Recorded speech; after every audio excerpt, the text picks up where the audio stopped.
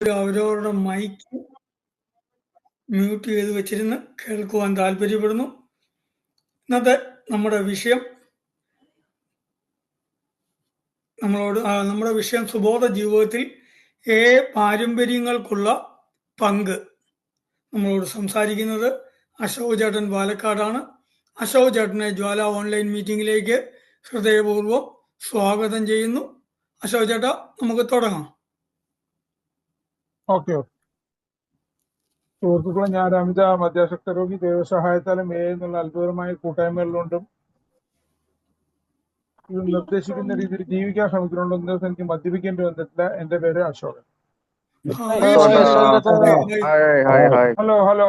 Hi. അപ്പോ ഇന്നത്തെ ഇതൊരു വലിയൊരു എന്താ പറയാ വിഷയം.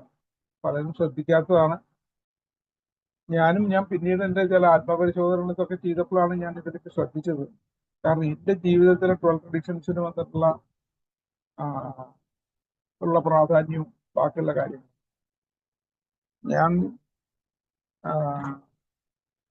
ഞാൻ ആക്ച്വലി എന്റെ ഇപ്പോഴത്തെ കണ്ടിന്യൂസ് സോബറൈറ്റി 2006 ഒക്ടോബർ 23 മുതലാണ്. പക്ഷെ ഞാൻ 99 ഒക്ടോബർ നവംബറിൽ ആയിരിക്കും. എനിക്ക് കൃത്യം ഓർമ്മയില്ല. എന്തായാലും ആ സമയത്താണ്, തണുപ്പ് കാലം തുടങ്ങുന്ന സമയത്താണ്, തുടങ്ങിയിട്ടില്ല മുഴുവൻ, ഏകദേശം ആ സമയത്താണ് ഞാൻ എയിലേക്ക് വന്നത്. എയിലേക്ക് വന്നതെന്ന് പറഞ്ഞാൽ ഞാൻ അഡ്മിറ്റായിട്ട് ആദ്യത്തെ ആ ഒരു ഫസ്റ്റ് വീക്കെൻഡിൽ തന്നെ ആയിട്ട് ഞാൻ പരിചയപ്പെട്ടു. നെക്സ്റ്റ് ആഴ്ച മീറ്റിങ്ങുകളിലേക്ക് തന്നെ പോയി. അങ്ങനെ ചികിത്സയുടെ കൂടെ തന്നെ മീറ്റിങ്ങുകളിൽ ഞാൻ പങ്കെടുത്തിരുന്നു. അവിടെ എനിക്ക് തന്ന പാംഫ്ലെറ്റില് എനിക്ക് ഏറ്റവും അധികം ഇഷ്ടപ്പെട്ടപ്പോൾ പാംഫ്ലെറ്റ് വായിച്ചപ്പോൾ, ഏത് പാംഫ്ലെറ്റാണെന്ന് എനിക്കിപ്പോൾ ഓർമ്മയില്ല, എനിക്ക് തോന്നുന്നത് DCCI ആണ് തോന്നുന്നു തന്നത് ഒരു പാംഫ്ലെറ്റ്. ഒന്ന് വേറെ ഏതൊന്നാണ്, ന്യൂകമർ രാഷ്ട്രോ ഏതൊന്നാണ്, ഓർമ്മയില്ല അപ്പോൾ കൃത്യമായിട്ട്. എന്തായാലും അതിലെ രണ്ടാമത്തെ പാരമ്പര്യമാണ് എന്നെ ശരിക്കും ആകർഷിച്ചത്. അതായത് ഇവിടെ ഭരിക്കാനൊന്നും ആരുമില്ല, നേതാക്കന്മാരൊന്നുമില്ല. ഇതാണ് എനിക്ക് വേണ്ടിയിരുന്നത് ആക്ച്വലി. ശരി. അപ്പൊ ഞാൻ എന്റെ സുബോധ ജീവിതത്തിലേക്കുള്ള ആദ്യത്തെ ചുവടുവയ്പ്പില് ചുവടുവയ്പ്പില് എന്നെ ആദ്യമായിട്ട് ആകർഷിച്ച കാര്യം തന്നെ ഈ പാരമ്പര്യമാണ്, രണ്ടാമത്തെ പാരമ്പര്യം. കാരണം ഞാൻ അത്രയും വലിയൊരു അഹങ്കാരിയായിരുന്നു, ഒരു രാഷ്ട്രീയക്കാരനായിരുന്നു, ഒരു ഏത് രീതിയിലും എന്താ പറയാ ആർക്കും ആരോടും സമരസപ്പെട്ടു പോകാൻ പറ്റാത്തൊരു മനുഷ്യൻ. അപ്പൊ അവിടെ നിന്നാണ് ഈ തുടങ്ങുന്നത് പ്രശ്നങ്ങൾ. അങ്ങനെ ഞാൻ ആ ചികിത്സയിലെ ആ സമയത്തൊക്കെ എനിക്ക് സത്യം പറഞ്ഞാൽ ഞാൻ വളരെ എന്താ പറയാ അഭിമാനപൂരിതനായിരുന്നു. ഞാൻ ഇങ്ങനൊരു ഓർഗനൈസേഷനിൽ എത്തിപ്പെട്ടുള്ളൂ. അതായത് ആരും ഭരണാധികാരികളൊന്നുമില്ല എന്നുള്ള ആ ഒരു, ആരാലും ഭരിക്കപ്പെടുന്നില്ല, സർവ്വസ്വാതന്ത്ര്യമാണ് എന്നൊക്കെ വിചാരിച്ചപ്പോൾ. പക്ഷെ അപ്പോൾ പിന്നീട് പല കാര്യങ്ങളും മനസ്സിലാവാൻ തുടങ്ങിയത്. ഇങ്ങനെയാണ് എന്റെ ആദ്യത്തെ ഏരിയക്കുള്ള വരവ് തന്നെ സത്യം പറഞ്ഞ ഈ പാരമ്പര്യങ്ങളുടെ ഒരു ആകർഷണീയതയിലായിരുന്നു എന്നാണ് ഞാൻ പറഞ്ഞത്. രണ്ടാമത്തെ മീറ്റിങ്ങിൽ തന്നെ ഞാനത് എനിക്ക് ആദ്യത്തെ മീറ്റിങ്ങിൽ എനിക്ക് പാംഫ്ലെറ്റ്സ് കിട്ടിയില്ല തോന്നുന്നു, ഓർമ്മയില്ല, ഇത്രയും വർഷം മുമ്പാണ്. മാത്രമല്ല അത് കഴിഞ്ഞിട്ട് 7 വർഷത്തോളം ഞാൻ പലതവണ റിലാപ്സ് ആവുകയൊക്കെ ചെയ്തു. ഒരു 3-3.5 വർഷം അതിനിടയ്ക്ക് ആ സമയത്ത് സോബറൈറ്റി കിട്ടി. 3 വർഷം 7 മാസം കിട്ടി. എന്നാൽ കൂടി പല റിലാപ്സുകളുണ്ട്. അപ്പോ ഇത് കഴിഞ്ഞ, പക്ഷെ ഇതൊക്കെ എനിക്ക് നല്ല ഓർമ്മയുള്ള കാര്യമാണ്, ഈ രണ്ടാം പാരമ്പര്യത്തിലെ കാര്യം. അത് കഴിഞ്ഞ് പിന്നെ അതുപോലെ 6-7 പടികൾ അത് തന്നെ ആകർഷിച്ചതാണ്. അത് ഞാൻ ഇപ്പൊ ഇവിടെ പറയുന്നില്ല. എന്തായാലും ഇത് കഴിഞ്ഞ് പിന്നെ വീണ്ടും ഞാൻ ഇപ്പത്തെ ഈ സുബോധ ജീവിതത്തിൽ വന്നപ്പോൾ ഞാൻ ഈ പാരമ്പര്യങ്ങളെ കുറിച്ചൊക്കെ മറന്നുപോയി. പടികളെ കുറിച്ച് ചെറിയൊരു ഓർമ്മയുണ്ടായിരുന്നു. അപ്പൊ വന്നിട്ട് അങ്ങനെ അപ്പൊ ഞങ്ങളന്ന് ആകെ പാലക്കാട് ഉള്ളത് മീറ്റിങ്ങിൽ ഞങ്ങൾ 3 പേരാണ്. ആ 3 പേരിൽ അവിടെ അന്ന് ഗ്രൂപ്പിലൊന്നും പടികളും പാരമ്പര്യങ്ങളും വായിക്കാനും ഉണ്ടായിരുന്നില്ല, ഒന്നും ഉണ്ടായിരുന്നില്ല. അവിടെ ഒരു പഴയ ഫയലുണ്ടായിരുന്നു. അതിനെ പിന്നെ ചുമരുമ്പ് തൂക്കിയിട്ടുള്ള ഒരു നമ്മുടെ പ്രശാന്തതര പ്രാർത്ഥന. ആ പഴയ ഫയലിൽ കുറെ ഇതുകളൊക്കെ ഉണ്ടായിരുന്നു, അല്ലാണ്ട് കൃത്യമായിട്ട് ഒന്നും ഉണ്ടായിരുന്നില്ല. അങ്ങനെ പിന്നെ ഞാൻ എൻ്റെ ആദ്യകാല എനിക്ക് സുബോധം തന്ന ഗ്രൂപ്പുകളിലേക്ക് പോയി അവിടുത്തെ ഇന്റർ ഗ്രൂപ്പിൽ നിന്ന് ബാംഗ്ലൂരാണ് അവിടെ പോയിട്ട് ഞാൻ അവിടുത്തെ കുറച്ച് ലിറ്ററേച്ചറൊക്കെ വാങ്ങി വരവൊക്കെയുണ്ട്. അങ്ങനെയൊക്കെയാണ് അത് തുടങ്ങുന്നത്. അതെന്ന് അവിടെ അന്ന് ഈ 2006 അത് അവിടെ ഒരു പാരമ്പര്യങ്ങളൊക്കെ വായിക്കാൻ തുടങ്ങുന്നത്. പിന്നെ ആ ഗ്രൂപ്പുകൾ അപ്പൊ ഗ്രൂപ്പ് മീറ്റിങ്ങിൽ ഇതൊക്കെ വായിക്കാനൊക്കെ തുടങ്ങി. അന്നാണ് ഞങ്ങൾ ഡെയിലി റിഫ്ലക്ഷൻ വായിക്കാറുണ്ടായിരുന്നു. അന്ന് ഡെയിലി റിഫ്ലക്ഷൻ മലയാളത്തിലായിട്ടില്ല, ഇംഗ്ലീഷിലായിരുന്നു ഞങ്ങൾ വായിക്കാറുണ്ടായിരുന്നു. ഞങ്ങൾ ഉണ്ടായിരുന്ന 3 പേരും അന്ന് നമുക്ക് ഇംഗ്ലീഷ് അറിയുന്നവരാവുകൊണ്ട് കുഴപ്പമുണ്ടായിരുന്നില്ല.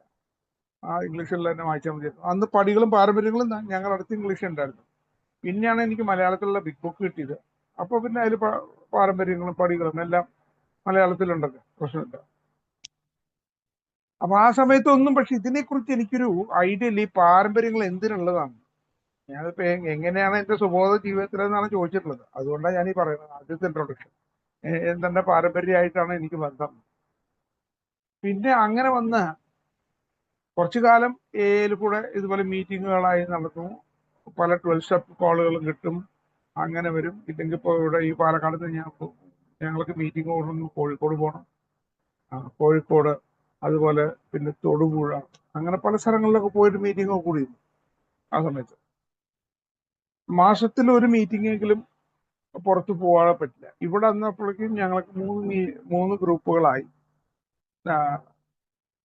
തുടങ്ങി. 3 ഗ്രൂപ്പുകൾ. അതായത് ആ 2006 ഡിസംബർ ആയപ്പോഴേക്കും 3 ഗ്രൂപ്പുകളായി. അപ്പൊ അതിൽ നിന്ന് അപ്പൊ 3 ഗ്രൂപ്പ്, അപ്പൊ ആഴ്ചയിൽ 3 ദിവസം വ്യത്യസ്ത ഗ്രൂപ്പുകളിൽ പോകാൻ പറ്റും. പിന്നെ ഞാനാണെന്നുണ്ടെങ്കിൽ ആഴ്ചയിൽ 3 ദിവസം ആ സമയത്ത് കോയമ്പത്തൂർ ഒരു ഇതിലാണ് വർക്ക് ചെയ്തിരുന്നത്. അപ്പൊ ഞാൻ 3 ദിവസം ഉണ്ടാവില്ല അവിടെ. 2 രാത്രി എന്തായാലും ഉണ്ടാവില്ല. 2 രാത്രി അവിടെ ആയിരിക്കും. അപ്പൊ അവിടെ എനിക്കൊരു ഓൾ ടൈമർ ഉണ്ടായിരുന്നു കൂടെ, സ്ഥിരമായിട്ട് വന്ന് ഞങ്ങൾ സംസാരിക്കും. അപ്പോ ആ പുള്ളിയും വന്ന് ട്രഡീഷനെ കുറിച്ചൊന്നും കാര്യമായിട്ടൊന്നും പറഞ്ഞിട്ടൊന്നും ഉണ്ടായിരുന്നില്ല. പക്ഷെ അപ്പോ വേറൊരു കാര്യം, എനിക്ക് കോയമ്പത്തൂർ ധാരാളം സമയം ഉണ്ടായിരുന്നു ഈവനിങ് ടൈമിൽ. ആ സമയത്ത് ഞാൻ ഇന്റർനെറ്റ് കഫേയിൽ ചെന്നിട്ടൊക്കെ ബ്രൗസ് ചെയ്യും. അങ്ങനെ ബ്രൗസ് ചെയ്തിട്ട് ചിലപ്പോൾ അവിടുന്ന് കുറച്ച് പ്രിന്റ് ഔട്ടൊക്കെ എടുത്ത് വരും. എന്നിട്ട് പ്രിന്റ് ഔട്ടൊക്കെ എടുത്തിട്ട് അതൊക്കെ ഇരുന്ന് വായിക്കും. അങ്ങനെ എവിടുന്നൊക്കെയോ ചില ബ്രൗസിങ് ഹിസ്റ്ററി ഒക്കെയാണ്. അപ്പോഴാണ് ഞാൻ എൻ്റെ ഒരു ഇമെയിൽ ഐ ഡി ഒക്കെ ഞാൻ ആദ്യമായിട്ട് ഉണ്ടാക്കുന്നത്. അങ്ങനെ ഇമെയിൽ ഐ ഡി ഉണ്ടാക്കിയപ്പോൾ ബാംഗ്ലൂരിലെ എൻ്റെ ഒരു ഫ്രണ്ട്, ഫ്രണ്ട് സ്ഥിരമായിട്ട് ഡെയിലി റിഫ്ലക്ഷൻസും അതിൻ്റെ കുറേ കാര്യങ്ങളും എനിക്ക് അയക്കാൻ തുടങ്ങി. 2007 മുതൽ, 2007 ആദ്യം മുതൽ. അതങ്ങനെ എൻ്റെ ഫസ്റ്റ് ഇമെയിൽ ഐ ഡി ഒക്കെ അന്നാ തുറന്നത്. കാരണം ഞങ്ങളുടെ ഇവിടെ നിന്നും ഇന്റർനെറ്റ് ഉണ്ടായിരുന്നില്ല, വലിയ ബുദ്ധിമുട്ടായിരുന്നു. എന്തായാലും അങ്ങനെ ഒരു അവസരം കിട്ടി, അങ്ങനെ അവർക്ക് തുടങ്ങി. അതിൽ കൂടെ കുറെ ട്രഡീഷൻസിനെ കുറിച്ച് വായിക്കാനൊക്കെ തുടങ്ങി. അപ്പൊ ഇതിൽ എന്തോ സംതിങ് ഇത് നമുക്ക് പാലിക്കാനുള്ളതാണ്. കാരണം ബിഗ് ബുക്കിന്റെ ബാക്കിൽ എഴുതിയിട്ടുള്ളവർക്കും അത് കാണുന്നുണ്ട്. ആ സമയത്തേക്ക് 12 and 12 അതെന്റെ എന്റെ കയ്യിൽ ആദ്യമേ ബുക്ക് ഉണ്ടായിരുന്നു, ഞാൻ തുറന്നു നോക്കിയിരുന്നത് 12 സ്റ്റെപ്സ് ആൻഡ് 12 ട്രഡീഷൻ. അപ്പൊ ഇതിനെക്കുറിച്ച് എന്റെ ആദ്യകാല സ്പോൺസർ എന്നോട് പറഞ്ഞു, ആ 12 സ്റ്റെപ്സ് ആൻഡ് 12 ട്രഡീഷൻസിലെ സ്റ്റെപ്പുകളെ കുറിച്ച് കൂടുതൽ വിശദീകരിച്ചിട്ടുണ്ട്. അപ്പോഴും അതിനെക്കുറിച്ച് ശ്രദ്ധിച്ചിട്ടുള്ളൂ. അതിന്റെ മറുഭാഗം, അതിന്റെ 2ാമത്തെ പകുതിയെ കുറിച്ച് കാര്യമായിട്ട് ചിന്തിച്ചിട്ടുണ്ടായിരുന്നു. പക്ഷേ ഏതോ ഒരു അവസരത്തിൽ, അത് എപ്പോഴാണെന്ന് എനിക്ക് ഓർമ്മയില്ല, എവിടുന്നോ ആരോ ഷെയറിങ്ങില് കേട്ടു, ഈ 12 പാരമ്പര്യങ്ങളും നമ്മുടെ ജീവിതത്തില് അതിൽ കൂടെ പോകേണ്ടതാണ്. ആരാ പറഞ്ഞതെന്ന് എനിക്ക് ഓർമ്മയില്ല, ആ കാലത്ത് പറഞ്ഞു. അപ്പോ എനിക്ക് തോന്നി അങ്ങനെയാണെന്നുണ്ടെങ്കിൽ 12 പടികൾ ഞാൻ പ്രാക്ടീസ് ചെയ്യാനുള്ള എൻ്റെതായുള്ള എല്ലാ താല്പര്യങ്ങളും ഇൻട്രസ്റ്റ് ഒക്കെ എടുക്കുന്നുണ്ട്. അപ്പൊ ഈ 12 പാരമ്പര്യങ്ങളിൽ പോകട്ടെ എന്ന് വിചാരിച്ച് ഒരു ശ്രമം ഞാൻ നടത്താൻ തുടങ്ങി. 2007 ആയി. അപ്പൊ ഞാൻ വന്നിട്ട് ഏകദേശം 1 വർഷം കംപ്ലീറ്റ് ചെയ്യുന്ന ടൈം ആയപ്പോൾ, സത്യം പറഞ്ഞാൽ 1 വർഷം ആയി കഴിഞ്ഞിട്ടില്ല, സെപ്റ്റംബർ ആ സമയത്താണ്, അതിന് മുമ്പ്. അതൊക്കെ എനിക്ക് നല്ല ഓർമ്മയുണ്ട്. കാരണം വെച്ചാൽ ഞാൻ വേറെ ചിലരോട് ഡൗട്ട് ചോദിച്ചു. ഞാൻ പറഞ്ഞ കോയമ്പത്തൂർ ഒരാളുണ്ടായിരുന്നു, അന്നൊരു 11 വർഷക്കാരനാണ്. അദ്ദേഹത്തിനോട് ഞാൻ ചോദിച്ചു ഈ കാര്യം, ഈ ട്രഡീഷൻസും നമ്മൾ ജീവിതത്തിൽ നമ്മൾ പകർത്തേണ്ടവരല്ലേ, വെറും ഇത് മാത്രം പോരല്ലോ. അദ്ദേഹം അന്ന് എന്തൊരു ഉഴമ്പൻ മറുപടി പറഞ്ഞു, ഗവൺമെന്റ് എന്താ മറുപടി പറഞ്ഞു. ഞാൻ ചോദിച്ചു, ഞാൻ സാറ്റിസ്ഫൈഡ് ആയിരുന്നില്ല. അതെനിക്ക് ഓർമ്മയുണ്ട്. വീണ്ടും ഞാൻ ഇന്റർനെറ്റിൽ നിന്നും അവിടെ നിന്ന് ഇവിടെ നിന്നൊക്കെ എടുത്ത് കാര്യങ്ങൾ തപ്പിയെടുത്തു കുറേയൊക്കെ. അപ്പോ കൂടുതൽ ഇതിനെക്കുറിച്ച് ക്ലാരിറ്റി കിട്ടി. അവിടെ ഒന്നാം പാരമ്പര്യം എനിക്ക് എന്റെ ജീവിതത്തിൽ ആ സമയത്ത് പ്രവർത്തിക്കപ്പെട്ടു. ഞാൻ അറിഞ്ഞിട്ടല്ല. ഞാൻ കൂട്ടുകുടുംബത്തിലായിരുന്നു അന്ന് ജീവിച്ചിരുന്നത്. ആ കൂട്ടുകുടുംബത്തില് ഒരു കോമൺ ആയിട്ടുള്ള ഒരു സ്വത്തുണ്ട്. കോമൺ ആയിട്ടുള്ള ഒരു ഒരു എന്താ പറയുക, പ്രോപ്പർട്ടി. ആ പ്രോപ്പർട്ടി ആ സമയത്ത് അതിനെ അതിന് 4 അവകാശികളുണ്ട്. ഈ 4 അവകാശികൾക്കും അപ്പൊ ആ സമയത്ത് അതിന് ഒരു അവകാശിയുള്ളൂ. ആ അവകാശി വളരെയധികം വയസ്സായി. അപ്പൊ അദ്ദേഹത്തിന് അത് ഈ 4 പേർക്ക് കൊടുത്തു കഴിഞ്ഞ് ഈ 4 പേരും ആ സമയത്ത് നോക്കാൻ അവിടെ അവൈലബിൾ അല്ല, അവരെ കൊണ്ട് സാധിക്കില്ല. അപ്പൊ എന്നോട് ഡയറക്റ്റ് ചോദിച്ചു എന്റെ പേരിലതാക്കട്ടെ. എന്തുകൊണ്ടോ എനിക്കറിയില്ല. എനിക്ക് ചില കാര്യങ്ങളിൽ കുട്ടിക്കാലം മുതലേ ഞാൻ ചില ഒരു കോമൺ ആയിട്ടുള്ള ഒരു ചിന്തിക്കുന്ന ഒരാളായിരിക്കാം. ഞാൻ അവിടെ പറഞ്ഞു നോ നോ, ഈ 4 പേരാണ് അവകാശികൾ, അവരുടെ പേരിലാക്കുക, അതിന്റെ തൽക്കാലം കെയർ ടേക്കറായിട്ട് ഞാൻ ചെയ്തോളാം, അതും അവർക്ക് സമ്മതമാണെങ്കിൽ എന്ന്. അപ്പൊ എനിക്ക് ജസ്റ്റ് ഒരു വർഷം ആയിട്ടില്ല കേട്ടോ. എനിക്ക് സാമ്പത്തികമായിട്ടുള്ള ബുദ്ധിമുട്ടുകളൊക്കെ ഉള്ള സമയമാണ്. കാരണം എന്റെ വീട് പണി തുടങ്ങിയത്, വീടുമുണ്ടത് വേണമെന്നുണ്ടെങ്കിൽ എനിക്ക് ആ പ്രോപ്പർട്ടി അന്ന് കിട്ടിക്കഴിഞ്ഞ് കഴിഞ്ഞാൽ അത് വേണ്ടത്ര പൈസ ഒക്കെ ഉണ്ടാക്കാമായി. ഞാനത് പിന്നീട് എന്റെ ഇൻവെന്ററിയിൽ നോക്കിക്കഴിഞ്ഞപ്പോ ഞാൻ അത് എന്റെ മനസ്സിൽ നിന്ന് ആ സമയത്ത് എങ്ങനെയോ വന്നതാണെങ്കിൽ കൂടി അങ്ങനെ ഒരു ചിന്ത വരാനുണ്ടായ ഒരു കാരണം, ഞാൻ അതിന്റെ കുറച്ച് കാലം മുമ്പെയാണ് ഈ ട്രഡീഷൻസിനെ കുറിച്ച് കൂടുതലൊക്കെ വായിക്കാനൊക്കെ തുടങ്ങിയിട്ടുള്ളത്. അവിടെ ഞാൻ പറഞ്ഞില്ലേ ഈ ഫസ്റ്റ് അവർ common welfare should come first എന്നുള്ള ഇത് ഒന്നാം പാരമ്പര്യത്തിന്റെ അത് എനിക്ക് തോന്നുന്നത് എന്നെ എവിടെയോ സ്വാധീനിച്ചു. ഞാൻ വായിച്ചത് എന്റെ മനസ്സിൽ എവിടെയോ പതിഞ്ഞു കിടന്നിട്ടുണ്ടാവണം, അത് പ്രവർത്തിച്ചിട്ടുണ്ടാവണം. ഇത് പിന്നീട് ഞാൻ ഇൻവെന്ററി എടുത്തപ്പോഴാണ് ഇതൊക്കെ മനസ്സിലായിട്ടുള്ളത്. അല്ലാതെ അപ്പൊ ആ സമയത്ത് ഇത് ഒന്നാം പാരമ്പര്യ പ്രകാരം ഞാൻ പ്രവർത്തിക്കാൻ പോകുമെന്ന് വിചാരിച്ചിട്ടൊന്നല്ല. ഇത് ഓട്ടോമാറ്റിക് വന്നു പോയതാണ്. ഞാൻ പറഞ്ഞെന്താ, നമ്മൾ ചില കാര്യങ്ങൾ നമ്മൾ ശീലിക്കാനോ അല്ലെങ്കിൽ നമുക്ക് ആഗ്രഹം ഉണ്ടെന്നുണ്ടെങ്കിൽ നമ്മൾ താനെ അതിൽ എത്തിപ്പെടും എന്നുള്ള, ഓട്ടോമാറ്റിക്കായിട്ട് എത്തിപ്പെടും എന്നുള്ളൊരു ദൃഷ്ടാന്തം ആണ് ഇത്. എൻ്റെ ഒരു അനുഭവമാണിത്. അത് ഇത് മാത്രമല്ല, വേറെ പല കാര്യങ്ങളും അങ്ങനെ ഉണ്ടായിട്ടുണ്ട്. നമ്മൾ ചില കാര്യങ്ങൾ എന്താ പറയാ, ചില തത്വങ്ങളും ഒക്കെ നമ്മൾ ആഗ്രഹിച്ചു കഴിഞ്ഞാൽ പിന്നെ അത് ആഗ്രഹിക്കുക മാത്രമല്ല, നമ്മൾ അതിനു വേണ്ടി മനസ്സിലാക്കലും പ്രവർത്തിക്കലും ഒക്കെ ചെയ്യാൻ തുടങ്ങി കഴിഞ്ഞാൽ പിന്നീടുള്ള പ്രവർത്തനങ്ങളിൽ ചിലപ്പോൾ ഇതൊക്കെ ഈ തത്വാധിഷ്ഠമായ രീതിയിൽ നമുക്ക് പോകാൻ പറ്റും. നമ്മളുടെ ഡിസിഷൻസ് ഒക്കെ മാറിപ്പോകും. എടുക്കുന്ന ഡിസിഷൻസ് ഒക്കെ ഓട്ടോമാറ്റിക്കലി നമ്മൾ അറിയാതെ തന്നെ അത് ആ ഒരു വഴിയിൽ വരുന്നുള്ളത്. അത് ജീവിതം എനിക്ക് നല്ല അനുഭവ സാക്ഷി ഉണ്ട് അതിൽ, യാതൊരു സംശയമില്ല. പല കാര്യങ്ങളും ഒരു കണ്ടമാനം കാര്യങ്ങൾ, പലതൊന്നും എണ്ണാൻ പറ്റില്ല, അത്ര ഓർമ്മയില്ല. പലതും ഓർമ്മയില്ലാത്ത എത്രയോ കാര്യങ്ങളുണ്ട്, ഓർമ്മയുള്ളത് പലതും. അങ്ങനെ ആ ഒരു സമയത്ത് പക്ഷെ ആ ഒരു തീരുമാനം അന്ന് ഞാൻ എടുത്തത് പിന്നീട് എനിക്ക് നന്നായി എന്ന് എനിക്ക് മനസ്സിലായി. ആ സമയത്ത് എന്നെ ഈ ഒരു തീരുമാനം എടുത്തതിൽ ചില ആൾക്കാരൊക്കെ ചോദിച്ചു, തനിക്ക് ഇത്രയും സാമ്പത്തികമായിട്ട് വലിയൊരു മെച്ചം വരാൻ പോണ ഒരു കാര്യം എന്തിനാണ് വേണ്ടെന്ന് ചോദിച്ചു. ഞാനത് പിന്നീട് ചില സമയത്തൊക്കെ എന്റെ ചിന്തകളിൽ വന്നു. പക്ഷെ ഞാൻ പറഞ്ഞു അത് ധാർമ്മികല്ല എന്നുള്ള നിലയ്ക്ക് എന്നെ വിട്ടു. എന്നിട്ട് സംഭവം ഉണ്ടായ എന്താണെന്നൊക്കെ അതിനേക്കാളും രസം, ഈ 4 പേരെ അവകാശികളായിട്ടുള്ളവർക്ക് കൊടുത്തിട്ട് രക്ഷാധികാരത്വം അവരെനിക്കല്ല തന്നെ. അവർക്ക് എന്നെ അത്ര വിശ്വാസം ഉണ്ടായില്ല. കാരണം അത്രയും കാലം എന്റെ കുടിയിലെ ജീവിതമൊക്കെ നല്ല അറിയുന്നവരാവുണ്ട്. അവരെ വേറെ ആൾക്കാർ കൊടുത്തു. അതെന്തോ ആയിക്കോട്ടെ, അത് നന്നായി എന്ന് ഞാൻ പറഞ്ഞു. എല്ലാം സംഭവിച്ചൊക്കെ എന്താ പറയുക, കറക്റ്റ് ആയിരുന്നു എന്ന് വിശ്വസിക്കുന്ന ആളാണ്. എല്ലാം അക്യുറേറ്റ് ആയിരുന്നു സംഭവിച്ചത്.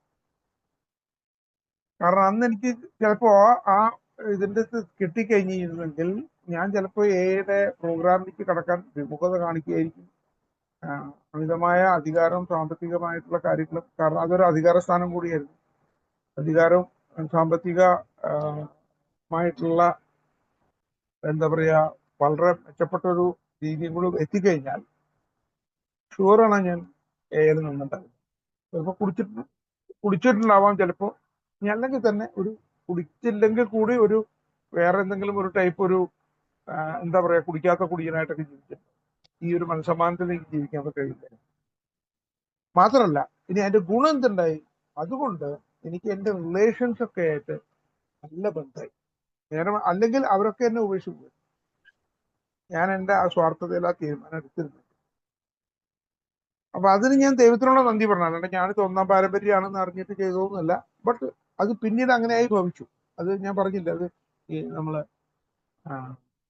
പിന്നീട് ഇൻവെന്ററി എടുക്കുമ്പോഴാണ്, നാലാമ്പടിയുടെ ഒരു കാര്യത്തില് ഇൻവെന്ററി എടുക്കുമ്പോൾ അതില് ചില കാര്യങ്ങൾ നമുക്ക് പോസിറ്റീവായിട്ടുള്ള ചില കാര്യം ഉണ്ടാവും ഇൻവെന്ററി. വെറും എല്ലാ കാര്യവും നെഗറ്റീവും വൈകല്യവും മാത്രമല്ല, ചിലത് പോസിറ്റീവായിട്ടുള്ളത്.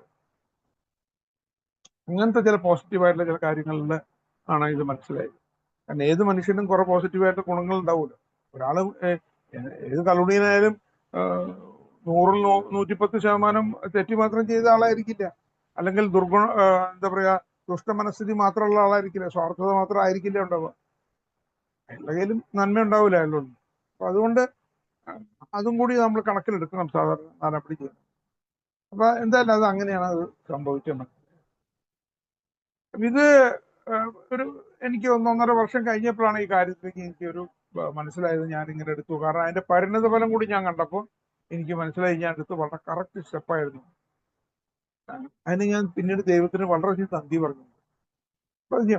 പല തവണ പറഞ്ഞിട്ടുണ്ട്. ഒരു പ്രാവശ്യം അന്ന് അങ്ങനത്തെ തീരുമാനത്തിൽ എത്തിച്ചേരും.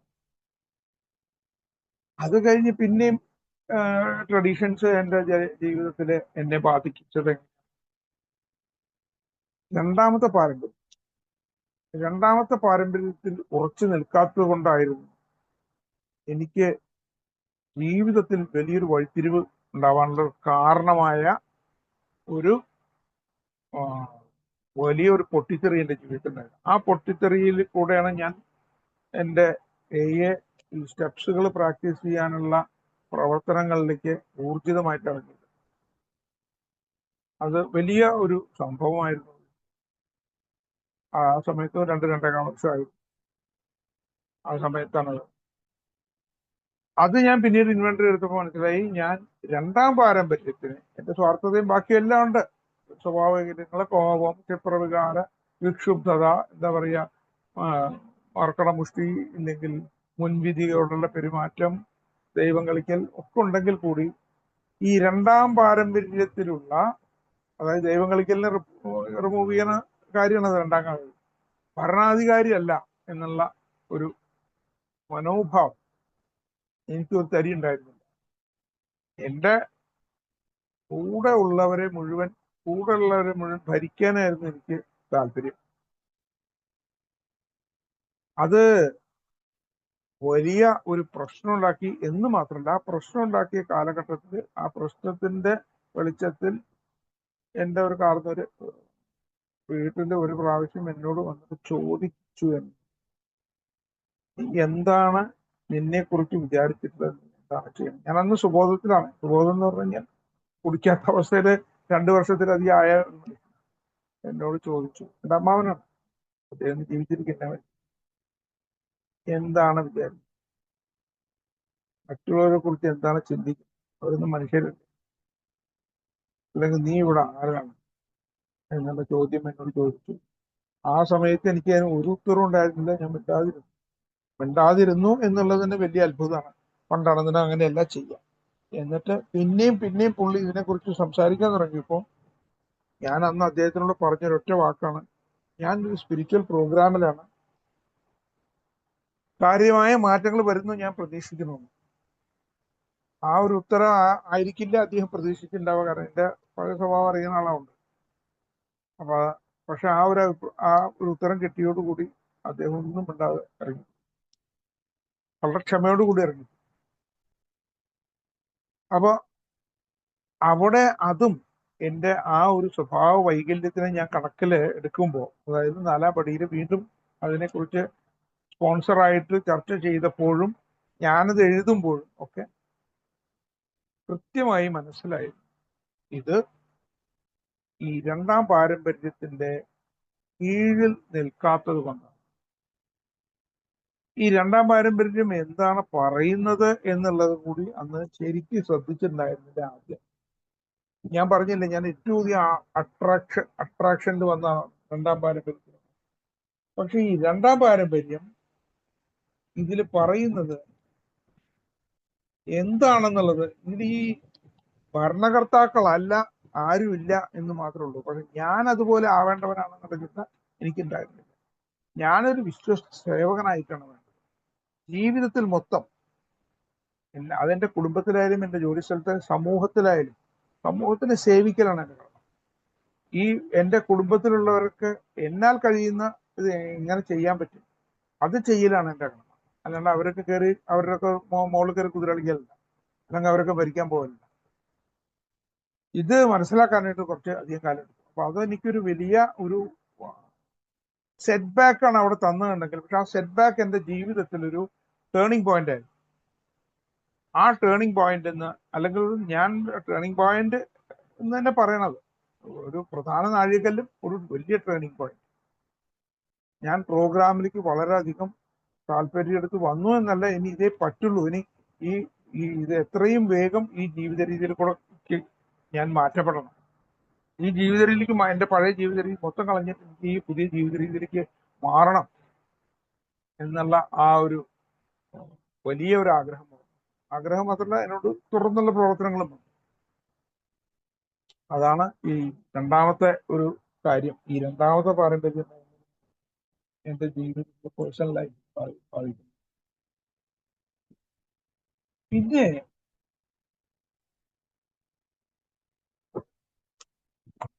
മൂന്നാം പടി ശീലിക്കാൻ പോകുന്നത്, ഞാൻ മൂന്നാം പടിയുടെ പ്രാധാന്യം. മൂന്നാം പടി പറയുമ്പോൾ വിചാരിക്കുന്നത് ഞാൻ പടിയെ കുറിച്ചല്ല, മൂന്നാം പാരമ്പര്യത്തിലേക്ക് തന്നെ. പക്ഷേ എൻ്റെ രണ്ടാമത്തെ സ്പോൺസർ ആയിട്ട് ഞാൻ സംസാരിച്ചപ്പോൾ ആദ്യമായിട്ട് എൻ്റെ സ്റ്റെപ്സുകൾ ചെയ്യാനായിട്ട് പോയ സമയത്ത് അദ്ദേഹം മൂന്നാം പടിയിൽ തെറവാക്കാനാണ് ശ്രമിച്ചത്. അപ്പൊ ഈ മൂന്നാം പടിയിൽ തെറോ ആക്കുന്ന സമയത്ത് അവിടെ ബിഗ് ബുക്കിലെ മൂന്നാം പടിയിലെ ഒരു 10-11 പാരഗ്രാഫുകൾ, മലയാളം ബിഗ് ബുക്കിലാണെന്നുണ്ട്, പേജ് 59 ABC കഴിഞ്ഞിട്ട് ഇത് ബോധ്യപ്പെട്ടാൽ എന്ന് തുടങ്ങിയിട്ട് മൂന്നാം പടി പ്രവർത്തനം വരെയുള്ള ഭാഗം. ഞാൻ കുറച്ച് വെള്ളം കുടിക്കുന്നു.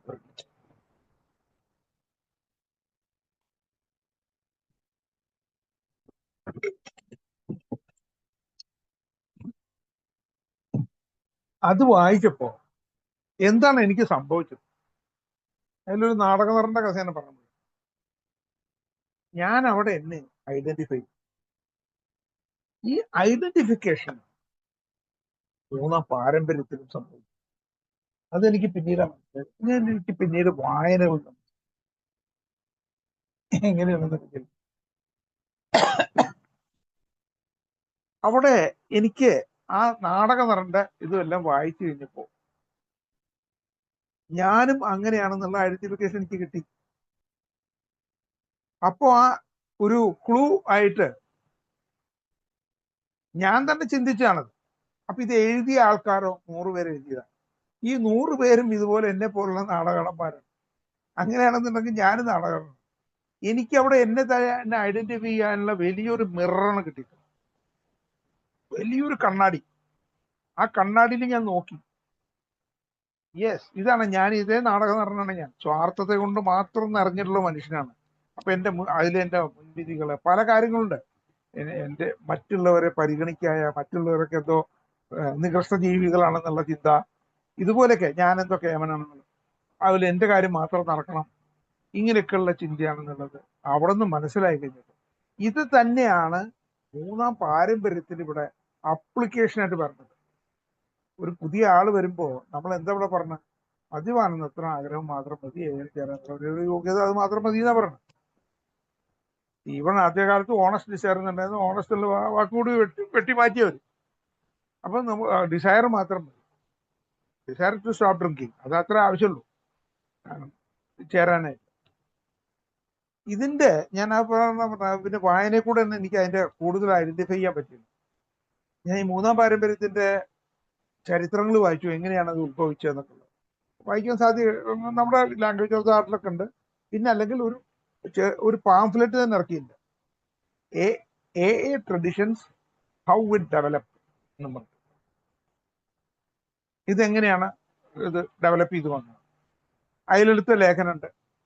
പിന്നെ നമ്മളെ പല സാഹിത്യങ്ങൾ, സാഹിത്യങ്ങൾ പലതും വായിച്ചപ്പോൾ കംസഫ് എന്താ പറയുക, വേറെ പലതും ഒക്കെ വായിച്ചു കഴിഞ്ഞപ്പോൾ അതിന്നൊക്കെ ലാംഗ്വേജ് ഓഫ് ദ ആർട്ടിലെ ചില ലേഖനങ്ങൾ, ഇതിൽ കൂടെയൊക്കെ ഒരു കാര്യം എനിക്ക് മനസ്സിലായി. ഞാൻ ഇവിടെ സമത്വം ശീലിക്കേണ്ട ഒരാളാണ്. കാരണം ഞാൻ സമനാണ്, ഞാൻ വ്യത്യസ്തനല്ല. ആ മറ്റേ ബിഗ് ബുക്കില് 3-ാം പടിയുടെ ഭാഗത്ത് ഞാൻ മനസ്സിലാക്കി, ആ എഴുതിയ 100 പേരെ പോലെ ഒരാളാണ് ഞാൻ എന്നുണ്ടെങ്കിൽ, ഈ മീറ്റിംഗിൽ വരുന്ന അയാൾ ആരായി കഴിഞ്ഞാലും അയാൾക്ക് ആഗ്രഹം ഉണ്ടെങ്കിൽ, മദ്യപാനം നിർത്തണമെന്നുള്ള ആഗ്രഹം, മദ്യമുക്തി വേണമെന്നുള്ള ആഗ്രഹം ഉണ്ടെന്നുണ്ടെങ്കിൽ തീർച്ചയായിട്ടും അയാൾ ഞാനും ഒന്ന് തന്നെയാണ്. എനിക്ക് അയാളെ വെറുക്കേണ്ടതായിട്ട് ആവശ്യമില്ല. ആ കാലത്ത്, ഇതൊക്കെ മനസ്സിലാക്കുന്ന കാലത്ത് ഞാൻ വേറെ ചില പ്രശ്നങ്ങളിൽ കൂടെ പോയിരുന്ന ഒരാൾ കൂടിയാണ് ഗ്രൂപ്പുകളിൽ. അതിന്റെ ചില ആൾക്കാരുടെ ഷെയറിങ് എനിക്ക് ഇഷ്ടപ്പെട്ടില്ല. വേറെ ചില ആൾക്കാർ വരുന്ന രീതി എനിക്ക് ഇഷ്ടപ്പെട്ടില്ല. ഞാനൊന്നും അവരെ കുറിച്ചൊന്നും വിശദമായിട്ട് പറയുന്നു. വേറെ ചില ആൾക്കാരുടെ പെരുമാറ്റം ഇഷ്ടപ്പെട്ടു. അതിന്റെ ഹോം ഗ്രൂപ്പിന് മാത്രമല്ല ഞാൻ പറഞ്ഞു, ഞാൻ പോകുന്നത് ഞാൻ 1-2 തവണ ചിലരെ കുറിച്ച് ആഗ്രഹിച്ചിട്ടുണ്ടായിരുന്നു, ഇവരൊക്കെ പോയി രണ്ടാമത് കുടിക്കുകയായിരിക്കും. ഞാൻ അങ്ങനെ മറ്റുള്ളവരെ കുറിച്ച് ചിന്തിക്കുക പോലും ചെയ്തു. അപ്പൊ അവിടെ എനിക്ക് ഇത് മനസ്സിലായി. ഞാൻ ഇവിടെ എന്നെ ഐഡന്റിഫൈ ചെയ്യാണ്. ഈ പുതുതായിട്ട് വരുന്ന ഒരാളും ഇവിടെ നിലനിൽക്കുന്ന ആളും. കാരണം തുടരാനും ഈ ഒരൊറ്റ ആഗ്രഹം മതി. മീറ്റിംഗിലേക്ക് ആദ്യമായിട്ട് വരാൻ വേണ്ടി മാത്രമല്ല, തുടരാനായിട്ടും. അപ്പൊ അവരൊക്കെ ഈ ആഗ്രഹമുള്ളവരാണ്. പിന്നെ എനിക്ക് എന്ത് അവകാശപ്പെടുള്ളത്? അനാവശ്യമായിട്ട് ഓരോ കാര്യങ്ങൾ ചിന്തിക്കുക. ഞാനാരാ, ഭൂതമല്ല അറിയും എന്നുള്ള പണ്ട് എന്നോട് അമ്മാവൻ ചോദിച്ചാൽ അതേ വാചകം എനിക്ക് എന്നോട് തന്നെ ചോദിക്കാം. സോ അവിടെ ആ ഐഡന്റിഫിക്കേഷൻ കാര്യം, നമ്മളെല്ലാം സമന്മാരാണ്. നമ്മൾക്ക് എല്ലാവർക്കും ഉള്ള പ്രോബ്ലത്തിൽ സമാനതകളുണ്ട്. അതും ആ കാലത്ത് തന്നെ വായിച്ചു. നമുക്കെല്ലാം ഉള്ള ഗുണഗണങ്ങളിൽ നമുക്ക് സമാനത ഉണ്ടായിക്കൊള്ളുന്നില്ല. പക്ഷെ നമുക്കുള്ള പ്രശ്നത്തിൽ നമുക്ക് സമാനം. പ്രശ്നങ്ങൾ, ഗുണഗണങ്ങൾ പലർക്കും പലതായി ഉണ്ടാവും, കഴിവുകൾ പലതാണ്ടാവും. ഒക്കെ അത് ഫിസിക്കൽ എന്താ പറയുക കോൺസ്റ്റിറ്റ്യൂഷൻ ആണെങ്കിലും, ഒരാളുടെ മെന്റൽ സ്റ്റേറ്റ് ആണെങ്കിലും, ഇമോഷണൽ ബാലൻസ് ആണെങ്കിലും, എന്താ പറയുക സോഷ്യൽ സ്റ്റേറ്റസ് ആണെങ്കിലും, എക്കണോമിക് ബാക്ക്ഗ്രൗണ്ട് ആണെങ്കിലും, എല്ലാം ഒക്കെ വേറെ വേറെ ആയിരിക്കും. പക്ഷേ പ്രശ്നം നമുക്കൊന്നാണ്. അത് ആ ഒരു ഐഡന്റിഫിക്കേഷൻ ആണ് 3-ാം പാരമ്പര്യം. അത് നിലനിൽക്കുന്നുണ്ട്, ഇന്നും നിലനിൽക്കുന്നുണ്ട്. വേറൊരാളെ കുറിച്ച് ചിന്തിക്കുമ്പോൾ ആദ്യം അത് ഏതൊരു കാര്യത്തിലായാലും അത് എന്നെ പഠിപ്പിച്ചു. വേറൊരാളുടെ കാര്യം എനിക്ക് ഇഷ്ടമല്ലാതെ വരുമ്പോൾ ആദ്യം ഞാൻ എനിക്ക് തിരിയും. അത് പഠിപ്പിച്ചതാണ്, 10-ാം പടി കൂടെ പഠിപ്പിച്ചാണ്. എന്നിലേക്ക് തിരിയും ഞാൻ. അയാളുടെ സ്ഥാനത്ത് ഞാനാണെങ്കിലും LW തന്നെ പറഞ്ഞ LWന്റെ വാചകം തന്നെ പലതവണ ഞാൻ വായിച്ചതിന്റെ മനസ്സിൽ പതിഞ്ഞിട്ടുണ്ട്. അയാളുടെ സ്ഥാനത്ത് ഞാനാണെങ്കിൽ ഈ ആളെ എങ്ങനെ പെരുമാറണം എന്ന് ഞാൻ ആഗ്രഹിച്ചിട്ടുണ്ടാവും. അതുപോലെയാണോ അയാളോട് ഞാനിപ്പോ പെരുമാറുന്നത്? വളരെ സിമ്പിളാണ്. ഒന്ന് തലതിരിച്ചിട്ടാൽ മതി കാര്യങ്ങൾ. വളരെ ക്ലിയർ കട്ടായിട്ട് അവിടെ നമുക്ക് ഒരു സന്തുലിതാവസ്ഥ കിട്ടും.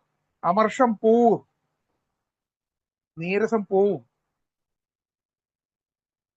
സിമ്പിളായിട്ട്. അപ്പൊ ഈ ഒരു ഐഡന്റിഫിക്കേഷൻ കൂടിയാണ് 3-ാമത്തെ പാരമ്പര്യം. 4-ാം പാരമ്പര്യം അതിമനോഹരമാണ്. പലതവണ എത്രയോ ജീവിതത്തിൽ ആ ഒരു കാര്യം എന്റെ ഹെൽപ്ഫുൾ ആയിട്ടുണ്ട് എന്റെ ജീവിതത്തിൽ. 4-ാം പാരമ്പര്യം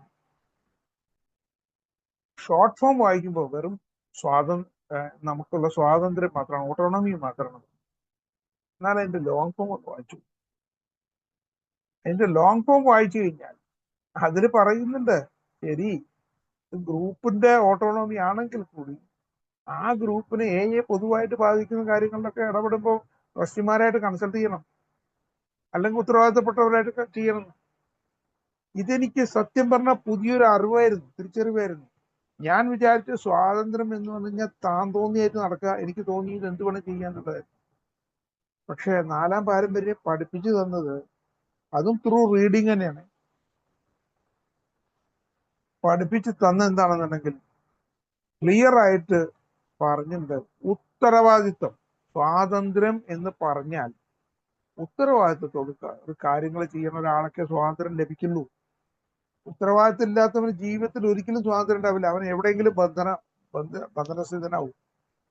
ഞാൻ എൻ്റെ ഏറ്റവും ബേസിക് ആയിട്ടുള്ള കാര്യം, ഞാൻ എൻ്റെ ആദ്യം എൻ്റെ എന്ന് പറഞ്ഞാൽ അവിടെ തുടങ്ങും. ഞാൻ എന്നെ കുടിയിൽ കൂടെ നശിപ്പിച്ച് എന്തൊക്കെയാണ്?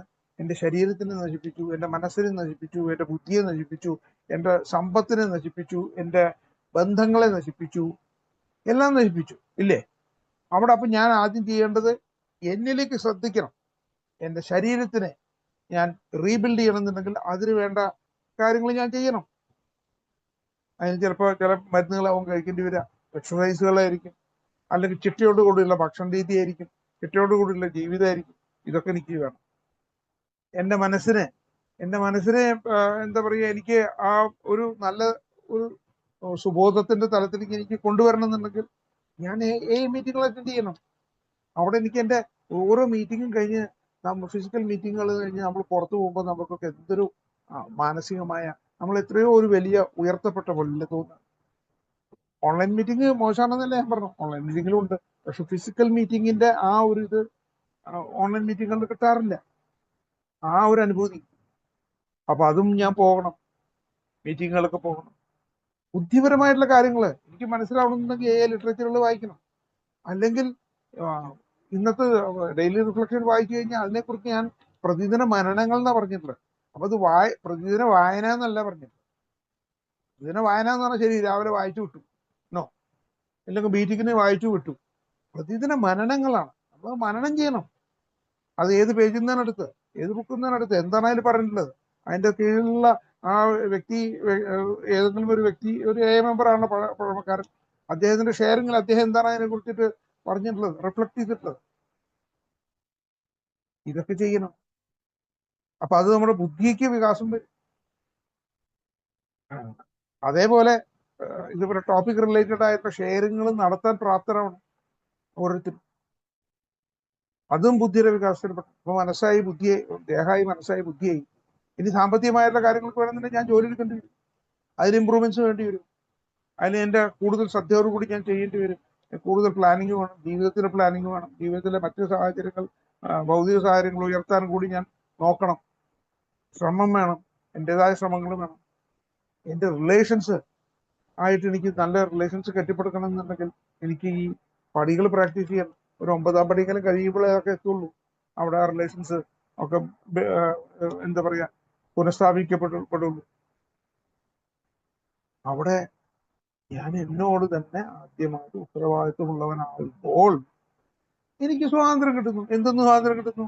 എൻ്റെ അപകർഷതാബോധത്തിൽ നിന്ന്, എൻ്റെ ഇച്ഛാഭംഗങ്ങളിൽ നിന്ന്, എൻ്റെ മറ്റു രീതിയിലുള്ള എന്താ പറയുക ദുരാഗ്രഹങ്ങളിൽ നിന്നൊക്കെ. കാരണം ഞാൻ എന്നിൽ തന്നെ തൃപ്തനായി മാറുന്നു. ഉള്ള അസുഖത്തിന്റെ കാര്യം തന്നെ DIR എന്നല്ലേ പറഞ്ഞു, ഡിസ്കണ്ടന്റ്, ഇറിറ്റബിൾ ആൻഡ് റെസ്റ്റ്ലെസ്. ആ ഒരു അവസ്ഥയിൽ നിന്ന് മാറുന്നു, തൃപ്തി വരുന്നു, അസംതൃപ്തി നിന്ന് മാറുന്നു. നോ മോർ ഇറിറ്റബിളും അല്ല, എന്താ പറയുക റെസ്റ്റ്ലെസ്സും അല്ല, കാര്യങ്ങൾ കൂടുതൽ ശ്രദ്ധിച്ച് ചെയ്യാൻ പറ്റും. ഇതിനൊക്കെ ഉത്തരവാദിത്വം. അങ്ങനെ വരുമ്പോൾ ഞാൻ ഫ്രീഡം കിട്ടും. ഞാൻ എൻ്റെ കാര്യങ്ങൾ ഉത്തരവാദിത്തോട് ചെയ്യുമ്പോൾ ഞാൻ അറ്റ്ലീസ്റ്റ് ആ കാര്യങ്ങൾ എനിക്ക് ഫ്രീഡം കിട്ടണം. അതാണ് ഈ 4-ാം പാരമ്പര്യം പഠിപ്പിച്ചു തരണം. ഇതെന്റെ കുടുംബത്തിലായാലും, എൻ്റെ കുടുംബത്തിലെ എൻ്റെ കടമകൾ, എൻ്റെ സമൂഹത്തിലെ കടമകൾ, എൻ്റെ ജോലി സ്ഥലത്തെ കടമകൾ, ഇതെല്ലാ കടമകളും ഞാൻ ചെയ്യുമ്പോൾ ഞാൻ സ്വതന്ത്രനാകും. പണ്ടത്തെ പോലെ ആൾക്കാർ പറയില്ല, പക്ഷേ ഇയാളെ ഒന്നിനും കൊള്ളാത്തതുണ്ടാവും, എന്തിനൊക്കെയോ അയാൾക്ക് പറ്റുന്നു. ഇതാണ് 4-ാം പാരമ്പര്യം മനസ്സിലാക്കി. അപ്പോ ഇത് മനസ്സിലാക്കുമ്പോൾ എന്താണ്, എനിക്ക് കൂടുതൽ ഫ്രീഡം വേണം. കൂടുതൽ ഫ്രീഡം വേണമെന്നുണ്ടെങ്കിൽ ഞാൻ കൂടുതൽ ഉത്തരവാദിത്വത്തോട് പണിയെടുക്കും. അതാണ് മനസ്സിലാക്കുന്നത്. അപ്പൊ അവിടെ എൻ്റെ പല മുൻവിധികളെ ഞാൻ ത്യജിക്കേണ്ടതുണ്ട്, എൻ്റെ സ്വാർത്ഥതയെ ത്യജിക്കേണ്ടതുണ്ട്. പിന്നെന്താണ്, എൻ്റെതായ പെർഫെക്ഷനിസത്തിന് തെറ്റിക്കേണ്ടതുണ്ട്. മറ്റേ എനിക്ക് ചിലപ്പോൾ ചില കാര്യം പെർഫെക്റ്റ് ആയിട്ട് അത് അങ്ങനെ ആയാലേ പറ്റുള്ളൂ എന്ന് തോന്നും. നോ, അങ്ങനെയല്ല, ഇങ്ങനെ ആയാലും ചിലപ്പോൾ പറ്റും, കുറച്ച് വിട്ടുവീഴ്ച ചെയ്യാം, പ്രായോഗികതയിലേക്ക് വരാം എന്ന് തോന്നും. എല്ലാ കാര്യവും തിയറിറ്റിക്കൽ അല്ല. എന്നെ സംബന്ധിച്ച് ഞാൻ വളരെ പെർഫെക്ഷനിസ്റ്റ് ആയിരുന്ന ആളാണ് ആയിരുന്നു എന്നല്ല, ഞാനാണെന്ന് ഇപ്പോഴും പറയും പലപ്പോഴും. പക്ഷെ അതൊക്കെ അന്നത്തെ കാര്യത്തിൽ മറ്റുള്ളവരുടെ കാര്യത്തിലായിരുന്നു. പക്ഷെ ഇന്ന് ഞാൻ എന്റെ പെർഫെക്ഷനിസ്റ്റ് ഞാൻ എന്റെ കാര്യത്തിലേക്ക് മാറ്റി. അപ്പൊ എനിക്ക് ഒരു കാര്യം എന്തെങ്കിലും ചെയ്യണമെന്നുണ്ടെങ്കിൽ ഞാൻ അതിനെക്കുറിച്ച് കൂടുതൽ ഒന്ന് നോക്കും, റെഫർ ചെയ്യും, ശ്രദ്ധിച്ചിട്ട് അതിനൊരു മാറ്റം വന്നു എന്നുള്ളൂ. എന്നാലും ഇനി അത് പെർഫെക്റ്റ് ആയില്ല എന്നുണ്ടെങ്കിൽ അപ്പോഴും എനിക്കറിയാം പെർഫെക്റ്റ് ആവില്ല, ഞാൻ ദൈവമല്ല. വെരി സിമ്പിൾ, നമുക്ക് പ്രോഗ്രസ് ഉള്ളൂ. അപ്പോ അത് ആണ് ഈ 4-ാം പാരമ്പര്യത്തിൽ കൂടെ കിട്ടിയിട്ടുള്ള വിദ്യ. പിന്നെ അറിയാത്ത കാര്യങ്ങൾ ചോദിക്കും. 4-ാം പാരമ്പര്യത്തിലാണല്ലോ പറയുന്നത്. ഒരു പൊതുവായിട്ടുള്ള കാര്യത്തിന്, ഇപ്പൊ എന്റെ കുടുംബത്തിലത്തെ ഒരു കാര്യത്തിന് എനിക്ക് അറിയണ കാര്യം, എന്റെ വീട്ടിലത്തെ ഒരു കാര്യമാണെന്നുണ്ടെങ്കിൽ എനിക്ക് അറിയണ കാര്യം ഞാൻ ചെയ്യിക്കും. ചില കാര്യത്തിൽ സംശയം ഉണ്ടെങ്കിൽ ഞാൻ അതിന്റെ എക്സ്പെർട്ടിനെ വിളിച്ചു ചോദിക്കും. അതുപോലെ തന്നെയാണ് ഗ്രൂപ്പിന്റെ കാര്യത്തിൽ 4-ാം പാരമ്പര്യത്തിൽ പറഞ്ഞിട്ടുണ്ട്. പൊതുവായി ബാധിക്കുന്ന കാര്യങ്ങൾ ട്രസ്റ്റിയോട് ആലോചിക്കണം എന്ന് പറഞ്ഞു. ട്രസ്റ്റിയാണല്ലോ എന്റെ ഉത്തരവാദിത്തപ്പെട്ടത്. അപ്പൊ അവരോട് ആലോചിക്കും. ഇത് ഈ നമ്മളിൽ തന്നെയുള്ള ഒരു ഉത്തരവാദിത്തമുണ്ട്. കാരണം നമ്മളുടെ മുമ്പിലുള്ള ഉന്നം എന്താണ്, നമ്മളുടെ എയിം എന്താണ്? കോമൺ വെൽഫെയർ, നമ്മളുടെ പൊതുവായ നന്മയാണ് എപ്പോഴും ആദ്യം വരേണ്ടത് എന്നുള്ളതാണ്. പാട്ട് അങ്ങനെ ആ 4th ട്രഡീഷൻ ജീവിതത്തിൽ വളരെയധികം പ്രയോഗത്തില് വന്നിട്ടുണ്ട്, വരുത്തിക്കൊണ്ടിരിക്കുന്നുണ്ട്. ഇപ്പോഴും അത് പ്രാക്ടീസ് ചെയ്തുകൊണ്ട് തന്നെ ഇരിക്കുക. ഇല്ലെങ്കിൽ ഞാൻ അതിനെ പ്രാക്ടീസ് ചെയ്യുക എന്നല്ല പറയുന്നത്, ട്രഡീഷനുകളുടെ ചട്ടക്കൂടിൽ നിൽക്കുക എന്നാണ് പറയാൻ ഞാൻ ഇഷ്ടപ്പെടുന്നത്. കാരണം ഇതൊരു ഡിസിപ്ലിനായിട്ട് എനിക്ക് മനസ്സിലായി. നമ്മളൊക്കെ ഒരു എന്താ പറയാ, അച്ചടക്കബോധം കൂടിയാണ് ഈ ട്രഡീഷൻസ്. അത് നമ്മൾ സ്വയമേവ നമ്മൾ ശീലിക്കുന്ന, ആരും വടിയെടുത്ത് പരിശീലിപ്പിക്കുന്നതല്ല, സ്വയമേവ നമ്മൾ ചെയ്യുന്നത്. 5-ാമത്തെ ഇത് എങ്ങനെയാണ് ലൈഫിൽ വന്നത്? 5-ാമത്തെ എന്താ, ഒരേ ഒരു ഉദ്ദേശം, എനിക്ക് ആ ഒരു ഉദ്ദേശം. അതിന്റെ ഉദ്ദേശം എന്താണ്? ഇതില് ഞാൻ സുബോധവാനായിരിക്കണം, ഈ സന്ദേശം മറ്റുള്ളവർക്ക് എത്തിക്കും. അതിനുള്ള ശ്രമങ്ങൾ എനിക്ക് വേണം. ബാക്കിയുള്ള പരിപാടികളൊന്നും വേറെ ഒരു കച്ചവടത്തിനും ഞാൻ പോകാറില്ല. ഞാൻ വളരെ ക്ലിയർ ആയിട്ട് ഞാൻ പറയും, ഞാൻ പോകാറില്ല.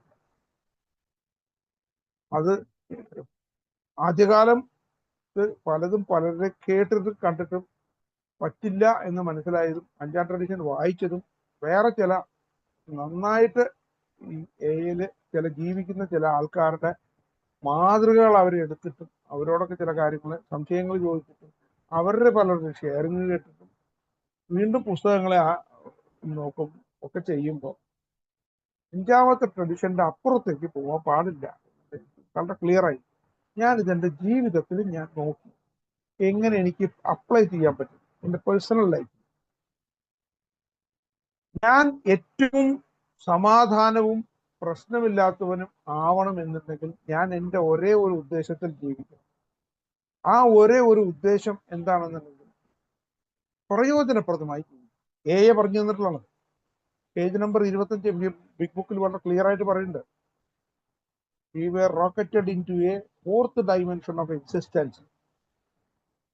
ഞങ്ങളെ അത് എന്താണ്, ഞങ്ങൾ സ്വപ്നത്തിൽ പോലും കരുതാതിരുന്ന ഒരു തലത്തിലേക്ക് ദ്രുതഗതിയിൽ ഉയർത്തി. ആ ദ്രുതഗതിയിൽ എത്തിച്ച സ്ഥലം, ആ 4th dimension ഓഫ് എക്സിസ്റ്റൻസ് ആണ് പ്രയോജനപ്രദമായി ജീവിക്കുക. ആ ഒരൊറ്റ ഉദ്ദേശത്തിൽ ജീവിച്ചാൽ മതി. പേഴ്സണൽ ലൈഫില് എന്ത് കാര്യം വരുമ്പോഴും തിങ്ക് എന്നുള്ള കാര്യം ഞാൻ ചിന്തിക്കാറുണ്ട്. ഒക്കെ പഠിപ്പിച്ചു തന്നാണ്, അല്ലാണ്ട് വേറെ ഒന്നും. എല്ലാ എക്കാണ് ക്രെഡിറ്റ്. എന്റെ ഫുൾ ലൈഫ് എക്കാണ് ക്രെഡിറ്റ്. എന്താണ് പറയുന്നത്? തിങ്ക്. ആദ്യമായിട്ട് ചിന്തിക്കണം. ഇത് ഞാൻ ഇങ്ങനൊരു കാര്യം ചിന്തിക്കുകയോ പറയുകയോ പ്രവർത്തിക്കുകയോ ചെയ്തു കഴിഞ്ഞാൽ അതുകൊണ്ട് വേറെ വല്ലവർക്കും എന്തെങ്കിലും ഉപദ്രവമുണ്ടാകും. ഞാൻ എടുക്കുന്ന രീതി തിങ്കിനെ പല സ്ഥലത്തും നമുക്ക് അപ്ലൈ ചെയ്യാട്ടോ. ആ 3 തിങ്കിനെ ഞാൻ ഈ ഒരു കോണ്ടെക്സ്റ്റിലാണ് പറഞ്ഞു, ഈ 5-ാം പാരമ്പര്യത്തിന്റെ കോണ്ടെക്സ്റ്റ്. പലവർക്കും അതുകൊണ്ട് ഞാനിപ്പോ ഒരു കാര്യം ചെയ്യാൻ പോകണം, അല്ലെങ്കിൽ ഒരു കാര്യത്തില് അഭിപ്രായം പറയാൻ പോവാണ് എന്നുണ്ടെങ്കിൽ എനിക്ക് അതുകൊണ്ട് വേറെ വല്ല എന്തെങ്കിലും ദ്രോഹം, ഉപദ്രവം ഞാൻ സംസാരിക്കുന്നത് കേൾക്കണ്ടോ? ഹലോ, കേൾക്കുന്നുണ്ട് ചേട്ടാ. ഇടയ്ക്കൊരു കോള് വന്നതുകൊണ്ട് ഞാൻ ചോദിക്കാൻ കാരണം, ഇടയ്ക്കൊരു കോള് വന്നു. ഓക്കെ, ഞാൻ കട്ട് ചെയ്തു, ആ കോള് കട്ട് ചെയ്തു. Okay, right. അതാണ് ആദ്യത്തെ ഞാൻ ഫസ്റ്റ് തിങ്കിനെ കൊണ്ട് ഞാൻ ഉദ്ദേശിക്കുന്നത്. രണ്ടാമത്തെ തിങ്ക് എന്താണ്? ഇനി അങ്ങനെ ഒരു കാര്യം ചെയ്യേണ്ടി വരികയാണെന്നുണ്ടെങ്കിൽ, അല്ലെങ്കിൽ ഞാൻ അങ്ങനെ പറയേണ്ടി വരികയാണെങ്കിൽ, ഒരു അഭിപ്രായം പറയേണ്ടി വരികയാണെങ്കിൽ, അതുകൊണ്ട് വേറെ ആർക്കെങ്കിലും എന്തെങ്കിലും പ്രയോജനമുണ്ടോ?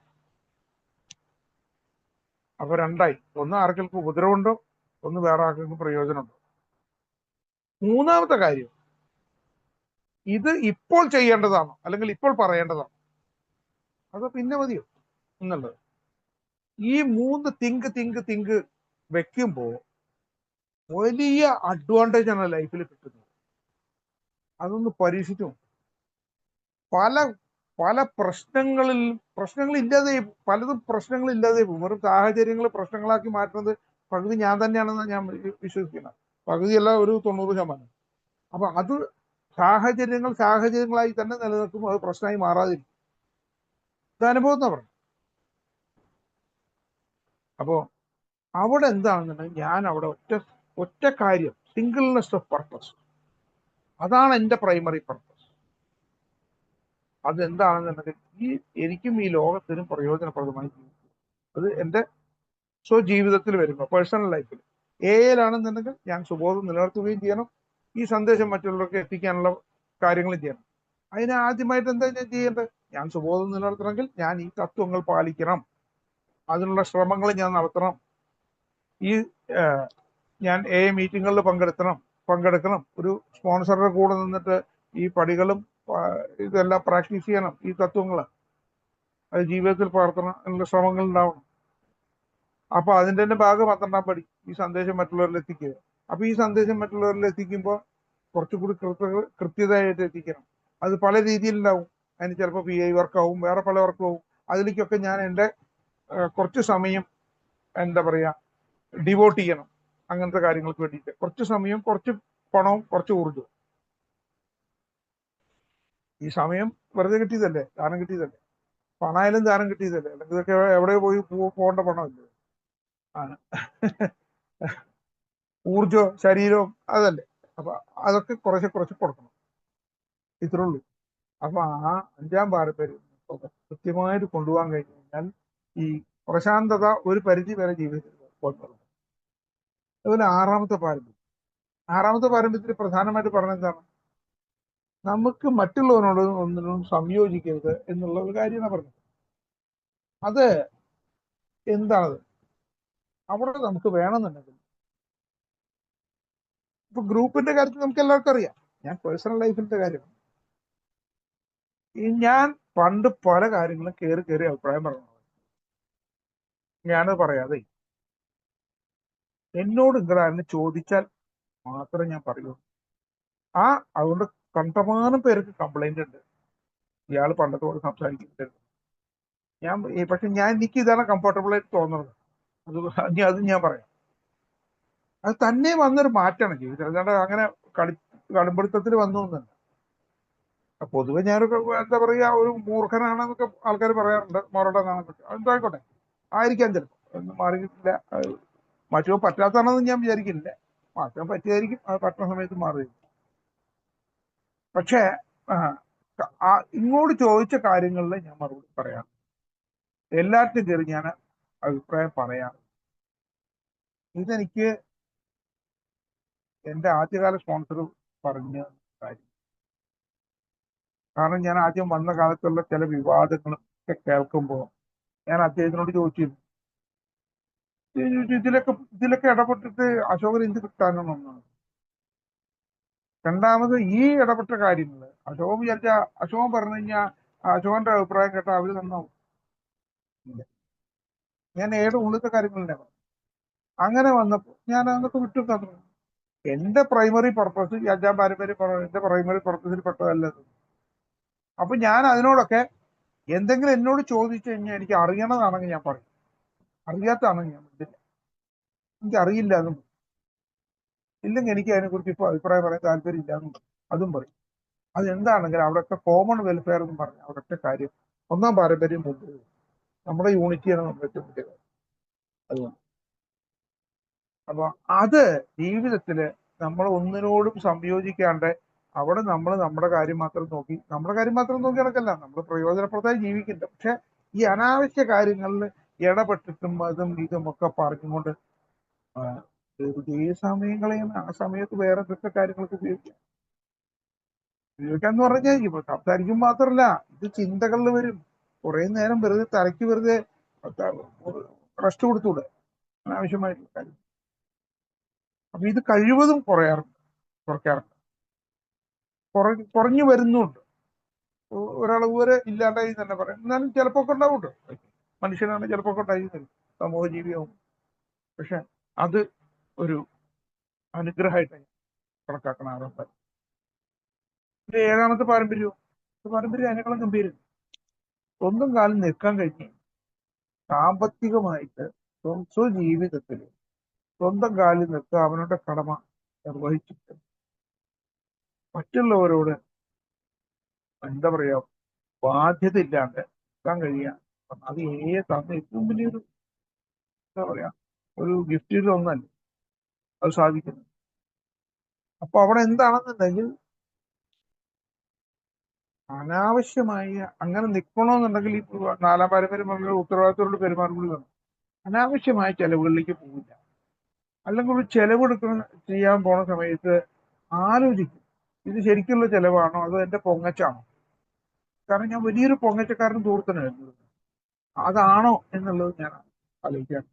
അതല്ല എന്ന് മനസ്സിലാക്കുന്നവർക്ക് ന്യായമായ രീതിയിൽ ന്യായമായ സ്ഥലങ്ങളിൽ കഴിയുന്ന രീതിയിൽ ചെലവ് ചെയ്യാം. ഒരു വലിയ ആർഭാടത്തിനോ വലിയ പൊങ്ങച്ചങ്ങൾക്കോ പോകാറ്. കാരണം എന്റെ നിലനിൽപ്പ്, എന്റെ യാഥാർത്ഥ്യബോധം എനിക്കറിയാം.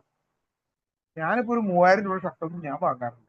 അത് ബ്രാൻഡ് അതാണ് ഇതാണ്, ബ്രാൻഡ് പല ബ്രാൻഡ് ഉണ്ടാവും. ഏത് ബ്രാൻഡായാലും ഇടുന്നതാണ് ഞാനില്ല. ഏത് ബ്രാൻഡ് ഇട്ടല്ല ഇത്രേ ഉള്ളൂ. ഞാൻ ബ്രാൻഡഡ് സാധനങ്ങളൊക്കെ പോവാറില്ല. ഞാൻ ഒരു ഉദാഹരണം പറഞ്ഞത്, ഞാനിപ്പോ അത് ഒരു വലിയ ഇതാണെന്നല്ല പറഞ്ഞു. ചിലർക്ക് അത് അങ്ങനെ ആയിരിക്കില്ല, അഭിപ്രായം ആയിരിക്കാം, വേണ്ട. ഇപ്പൊ എന്താ പറയാ, ഏതൊരു ഐറ്റം വാങ്ങുമ്പോഴും അങ്ങനെ ആവശ്യമുണ്ടോന്നുള്ളത് ഇതൊക്കെ പഠിപ്പിച്ചു തന്നാണ്. കാരണം എന്താ വെച്ചാൽ ഞാൻ വിചാരിക്കണ അതിന് ചിലപ്പോ ഒരു 500 രൂപ ലാഭം എവിടെയെങ്കിലും കിട്ടുകയാണെങ്കിൽ ഒരു കാര്യത്തില് ആ 500 രൂപ എനിക്ക് ഇവിടെ വേറെ എന്തെങ്കിലും ആവശ്യത്തിന് ഉപയോഗിക്കാലോ. കാരണം എന്റെ ഇൻകം വളരെ പരിമിതമാണ്, എനിക്കറിയാം ഇത്രേ കിട്ടുള്ളൂ എനിക്കൊന്നും. എന്റെ ചെലവ് ഞാൻ പരിമിതപ്പെടുത്തണം. എന്നിട്ട് ഞാൻ സ്വന്തം കാലിൽ നിൽക്കും വേണം, അല്ലാണ്ട് ലോകം മുഴുവൻ കയ്യിൽ നിന്നിട്ട് നടക്കുന്നതിന് അർത്ഥമില്ല. ഈ 20 വർഷമാവാൻ പോണ ആള് പിന്നെയും കയ്യിൽ നിന്നിട്ട് നടക്കുന്ന. പക്ഷെ വേണ്ടിവരും. ഉത്തരവാദിത്തങ്ങള് നിർവഹിക്കാൻ വേണ്ടി ചിലപ്പോൾ വലിയ വലിയ എമൗണ്ടുകളൊക്കെ ചിലപ്പോൾ ലോണൊക്കെ ആയിട്ട് എടുക്കേണ്ടി വരും. പക്ഷെ അത് തിരിച്ചു ഉത്തരവാദിത്തപൂർവ്വം കൊടുക്കാനും പറ്റുന്നു. ആ പറഞ്ഞ സമയത്തിന് മുമ്പ്, പലപ്പോഴും പറഞ്ഞ സമയത്തിന് മുമ്പാണ് അതൊക്കെ സാധിക്കുന്നത്. കാരണം ചില ഉത്തരവാദിത്തങ്ങൾ നിറവേറ്റുന്നുണ്ടെങ്കിൽ പണം വേണമെങ്കിൽ ചിലപ്പോൾ കയ്യിൽ ഉണ്ടായിക്കോണം, അങ്ങനത്തെ അവസ്ഥ. പിന്നെ ആ 7-ാം പാരമ്പര്യം വളരെയധികം. അതുപോലെ കയ്യിലുള്ള പണം, ഈ ഇതിലൊരു പ്രൂഡന്റ് റിസർവ് എന്ന് പറഞ്ഞിട്ട് ഒരു കാര്യം പറയും. ആവശ്യത്തിന് കയ്യിലുള്ള ഫണ്ട് ഉണ്ടായിരിക്കണം. നമ്മളെ മിനിമം ജീവിതത്തിനുള്ള പണം കയ്യിലുണ്ടാവും. അത് തൊട്ട് വേറെ കാര്യങ്ങൾ കളിക്കും. പണ്ട് അങ്ങനെ ആയിരുന്നു. ഒന്നും നോക്കില്ല, അത് പറയേണ്ട കാര്യമില്ല, അവരുടെ കുടിയനും അറിയാം ഇങ്ങനെയായിരുന്നു ഫൈനാൻഷ്യൽ ഹാൻഡ്ലിങ് എങ്ങനെയാണ് ചെയ്തത്. അതിൽ വലിയ ഒരു മാറ്റം വന്നത് ആൾക്കോളിക്സിനോടല്ലാണ്ട് ആരോടെ നന്ദി പറഞ്ഞു. ഈ ട്രഡിഷനോടല്ലാണ്ട് ആരോ നന്ദി പറഞ്ഞു. ഈ ട്രഡിഷൻ അറിയാതെ തന്നെ നമ്മുടെ ജീവിതത്തിൽ പകർന്നു വരുമ്പോൾ അത് ഇതെല്ലാം പലതും നമ്മൾ ശരി ഇന്ന് ഞാൻ 7-ാം പാരമ്പര്യം വെച്ച് ജീവിക്കാം എന്ന് പറഞ്ഞിട്ട് ചെയ്യല്ല ചെയ്യുന്നത്. നമ്മൾ ഓട്ടോമാറ്റിക്കലി ഇത് കാര്യങ്ങൾ മനസ്സിലാക്കി വരുമ്പോൾ നമ്മുടെ മനസ്സിൽ ഇത് ആഴ്ന്നിറങ്ങുന്നു, മനസ്സിൽ പതിയുന്നു, മനസ്സിലത് ഇംപ്രിന്റ് ആവണം, അല്ലെങ്കിൽ എൻഗ്രേവ് ചെയ്യപ്പെടുന്നു. അങ്ങനെ എൻഗ്രേവ് ചെയ്യപ്പെടുന്ന കാര്യങ്ങൾ എൻഗ്രേവ് എന്നും കൂടെ അല്ല പറയുക, എച്ച് ചെയ്യാന്ന് പറയാം. ഗ്ലാസ്സിലൊക്കെ നമ്മൾ എച്ചിങ് അങ്ങനെ എച്ച് ചെയ്യപ്പെടും. അങ്ങനെ എച്ച് ചെയ്യപ്പെടുന്ന കാര്യങ്ങൾ പിന്നെ അത് മാറില്ല. നമ്മൾ അടുത്ത ഓരോ കാര്യങ്ങളും നമ്മൾ ആലോചിക്കുമ്പോൾ പദ്ധതികളിലും നമ്മളുടെ പ്ലാനുകളിലും ഒക്കെ അങ്ങനെ തന്നെ വരും. എട്ടാം പാരമ്പര്യം 9ാം പാരമ്പര്യം ഒക്കെ വേണമെന്നുണ്ടെങ്കിൽ നമുക്ക് ഒരുമിച്ച് ആലോചിക്കാവുന്ന എങ്ങനെയാണ്, എന്താണ്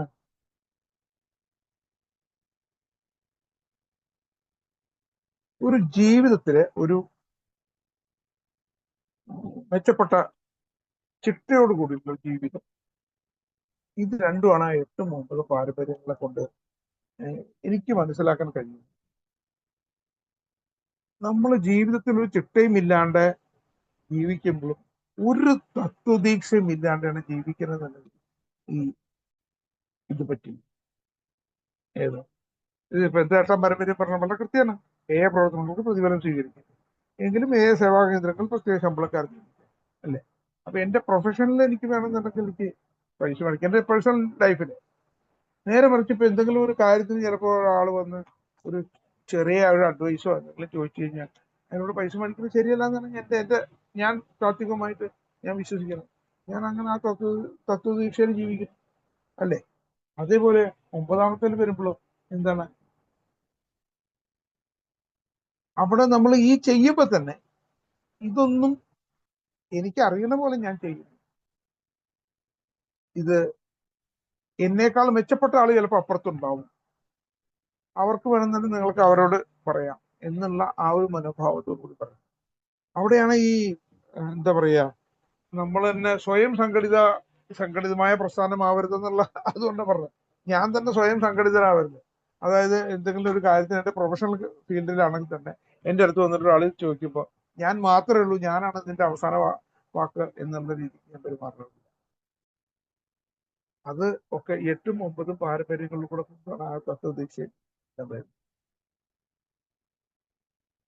10ാമത്തെ പാരമ്പര്യം വളരെ ഏറ്റവും ജീവിതത്തില് എല്ലാ സ്ഥലങ്ങളിലും നമുക്ക് ഉപകരിക്കുന്നതാണ്. അനാവശ്യമായിട്ടുള്ള ഒരു വാഗ്വാദങ്ങളുടെ ഒരു എന്താ പറയുക തർക്കങ്ങളില് ഒന്നും ഇടപെടുന്നില്ല. പലതും ഉണ്ടാവും ഈ ലോകം. അതൊന്നും ഞാൻ തർക്കിച്ചിട്ട് കാര്യമില്ല എന്നുള്ള നല്ല ബോധ്യം വന്നു. അല്ലെങ്കിൽ പണ്ട് ഈ തർക്കിക്കലായിരുന്നു മെയിൻ പരിപാടി. എന്നോട് എൻ്റെ ഒരു ഫ്രണ്ട്, എൻ്റെ ഒപ്പമുള്ള ഫ്രണ്ട് തന്നെ, അയാൾ പണ്ട് പറയാറുണ്ട്, ഓ ഇയാൾ വന്നൂലേ ഇനിയിപ്പൊ തർക്കമായിരിക്കും അടുത്തത്. അതായത് എന്താണെന്നുള്ളത്. എന്നിട്ട് ഞാനപ്പോ അതൊരു സ്പിരിച്വൽ ഒരു ബുക്കില് ഞാനൊരു സ്ഥലത്ത് വായിക്കലുണ്ടായി. എന്താണ് ഈ തർക്കം എന്ന് പറഞ്ഞത്? അറിവില്ലായ്മ കൈമാറ്റം ചെയ്യലാണ് തർക്കം. അതെനിക്ക് ആദ്യം വായിച്ചപ്പോ എനിക്ക് മനസ്സിലായില്ല എന്തീ പറഞ്ഞത്. അറിവില്ലായ്മ കൈമാറ്റം ചെയ്യലാണ് തർക്കം. അതായത് രണ്ടുപേരും തർക്കിക്കുന്നുണ്ടെങ്കിൽ ഈ രണ്ടുപേരും അവർ വിചാരിക്കുന്ന അവരറിയണ കാര്യമാണ് ഈ ലോകത്ത് ഏറ്റവും കറക്റ്റ് എന്നാണ് വിചാരിക്കുന്നത്. അതൊരു അറിവില്ലായ്മയാണ് ശരിക്കും. ഇതിന്റെ അപ്പുറത്ത് വേറെ കാര്യങ്ങളുണ്ടെന്നുള്ളത് ആലോചിച്ചു. ഇപ്പൊ ഒരു നിരീശ്വരവാദിയും ഒരു വിശ്വാസിയും തമ്മില്, ഈശ്വര വിശ്വാസിയും തമ്മിൽ തർക്കിക്കുകയാണെന്ന് വെച്ചു. പുറത്ത് നിന്ന് കേൾക്കണ ആൾക്ക് മനസ്സിലാവും ഇത് അറിവില്ലായ്മ ഇവർ അങ്ങോട്ടും ഇങ്ങോട്ടും കൈമാറ്റം ചെയ്യണം. അവരുടെ രണ്ടുപേരുടെയും അറിവില്ലായ്മ അവര് തമ്മിൽ കൈമാറ്റം ചെയ്യണമെന്ന് മനസ്സിലാവുന്നുണ്ട്. അപ്പൊ ഇത് ഞാനൊരു സ്പിരിച്വൽ ബുക്കിൽ വായിച്ചതാണ്. അതെനിക്ക് വളരെ രസകരമായി തോന്നി. അപ്പൊ ഞാൻ തീരുമാനിച്ചു, അയ്യോ ഈ അറിവില്ലായ്മ കൈമാറ്റം ചെയ്യാനായിട്ട് ഞാൻ ഇത്ര എന്റെ ഊർജവും സമയവും കളയുന്നില്ല. മാത്രമല്ല ഒരു തർക്കം കഴിഞ്ഞാൽ കുറച്ചു നേരത്തേക്ക് മനസ്സ് തന്നെ ആകെ ഒരു നഷ്ടപ്പെട്ടു പോകും. അതിന് പകരം നമുക്ക് വേണ്ടത് എന്താണ്? ഡിസ്കഷൻ ആണ്. ഡിസ്കഷൻ എന്ന് പറഞ്ഞു കഴിഞ്ഞാൽ എന്താണ്? നമ്മൾ കാര്യങ്ങളെ ബുദ്ധിപൂർവം കൈമാറണം. ബുദ്ധിപൂർവം കാര്യങ്ങളെ അങ്ങോട്ടും ഇങ്ങോട്ടും കൈമാറും. അതാണ് ഡിസ്കഷൻ. അപ്പൊ ഈ ചർച്ചയിലും ആർഗ്യുമെന്റും തമ്മിൽ വലിയ മാറ്റമുണ്ട്. അപ്പൊ ഇത് ഇങ്ങനത്തെ പല സ്ഥലങ്ങളിലും പലതും കിട്ടും. അങ്ങനെ കിട്ടുമ്പോഴുള്ള ചില ഗുണങ്ങളൊക്കെ ഉണ്ട്. അതൊക്കെ പക്ഷെ ജീവിതത്തിൽ പകർത്തണുണ്ടോ ഇല്ലെങ്കിൽ മനനം ചെയ്യെങ്കിലും വേണം. പകർത്തണം എന്നല്ല, അത് ചിലപ്പോൾ ഓട്ടോമാറ്റിക്കലി വന്നു പോയി വരും. മനനം ചെയ്യെങ്കിലും വേണം. അത് അതുകൊണ്ട് പ്രതിദിന മനനങ്ങൾ എന്നൊക്കെ പറഞ്ഞത് അതുകൊണ്ട് ഇത് വെറുതെ വായിച്ചു കളയാനുള്ള കാര്യം. നമ്മളൊന്ന് ആലോചിക്കുന്നതിനെ കുറിച്ച് എനിക്കിത് വളരെ തമാശ തോന്നിയിട്ടുള്ള കാര്യമാണ്. ഇല്ലേ, അറിവില്ലായ്മ അങ്ങോട്ടും ഇങ്ങോട്ടും എക്സ്ചേഞ്ച് ചെയ്യണതാണ് ആർഗ്യുമെന്റ് അല്ലെങ്കിൽ തർക്കം. ഗംഭീരം. ഇനി അപ്പോ അതുകൊണ്ട് എന്താ നമ്മൾക്ക് പൊതുവെ ഒരു സമൂഹത്തിലെ വലിയ വലിയ വിഷയങ്ങളിലായാലും മറ്റു കാര്യങ്ങളിലൊക്കെ ആയാലും നമുക്കുള്ള അഭിപ്രായം പറയാം. ഇതെന്റെ അഭിപ്രായമാണ്, എന്റെ അറിവനുസരിച്ചിട്ട് ഇങ്ങനെയാണ് എന്ന്. കാരണം എല്ലാ സ്ഥലത്തും നമുക്ക് അഭിപ്രായം പറയാണ്ട് പോകാനൊന്നും പറ്റില്ല അങ്ങനത്തെ സ്ഥലത്ത്. പക്ഷെ നിങ്ങൾക്ക് വേറെ ഇരിക്കാൻ നിങ്ങളുടെ ബോധ്യം, എന്റെ ബോധ്യം അനുസരിച്ച് ഇതാണ് ഓക്കെ എന്ന് പറഞ്ഞ് എനിക്ക് എന്റെ അഭിപ്രായം പറയാം. അതേപോലെ മറ്റുള്ളവർ എതിരഭിപ്രായം പറയുമ്പോൾ, ഇല്ലെങ്കിൽ ഞാൻ മനസ്സിലാക്കുന്നതല്ല പറയുന്നുണ്ടെങ്കിൽ എനിക്ക് തീർച്ചയായിട്ടും പറയാം ഞാൻ ആ കാര്യത്തിൽ വിയോജിക്കുന്നു. ഞാനത് ചെയ്യാറുണ്ട്, ഞാൻ പറയാറുണ്ട്. കാരണം അത് നമ്മുടെ പ്രാർത്ഥനയുടെ ഭാഗം കൂടിയാണ്. മാറ്റുവാൻ പറ്റുന്നവയെ മാറ്റുവാനുള്ള ധൈര്യം. അപ്പൊ എന്റെ വിയോജിപ്പ് എനിക്ക് അറിയിക്കണം. അത് കോൺസെപ്റ്റിലും വരേണ്ടത് എനിക്ക് വിയോജിപ്പ് അറിയിക്കാനുള്ള അവസരം ഉണ്ടെന്ന്. അതും ജീവിതത്തിൽ പകർത്തുമ്പോ 5ാമത്തെ കോൺസെപ്റ്റ് അല്ലേ, മൈനോറിറ്റി ഒപ്പീനിയനെ കുറിച്ചാണ് പറഞ്ഞത്. അവിടെ 5ാമത്തെ സങ്കല്പം ആശയം എന്താ പറഞ്ഞത്? എന്റെ അഭിപ്രായം പറയാം. എവിടെ വേണമെങ്കിൽ വിയോജനക്കുറിപ്പ് കൊടുക്കാം. നമ്മളിപ്പോ ജനാധിപത്യത്തിലൊക്കെ അതല്ലേ, വിയോജനക്കുറിപ്പുകളും എന്താ പറയാ പല രേഖകളും ഒക്കെ കൊടുക്കൂല്ലോ സാധാരണ. ഒരു മിനിറ്റത്തിൽ വെള്ളം കൊടുക്കും.